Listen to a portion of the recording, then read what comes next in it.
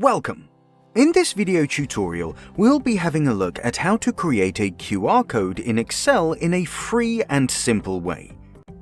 If you'd like to create QR codes in Excel, first you'll need to install a handy add-in, which will enable you to do so. And this is easier than you might think. Click up here on the Insert tab, find the group Add-ins, and click on the option Get Add-ins. You'll see a library of features where you can use the option Search to look for the QR for Office add-in. Now, just confirm your choice by clicking on Add, and you're all set. On the right side of the screen, QR for Office will open a pane which you can use to create your own QR codes. Before we go through how to do that, let's have a look at how you can display these options for QR for Office add-in anytime you need.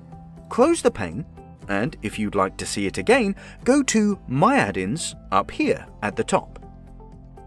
A whole list of installed add-ins appears, so double-click on this one and it opens on the right again. And now, let's move on to create a QR code together.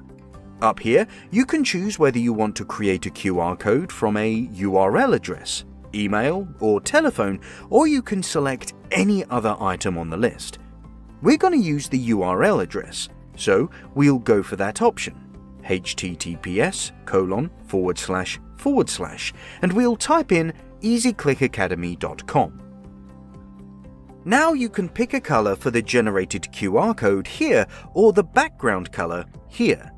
But for now, we'll keep the colors as they are. This slider here helps you set the right size of the QR code you need. The current size is displayed in pixels above the QR code. Well, the last thing to set is error correction.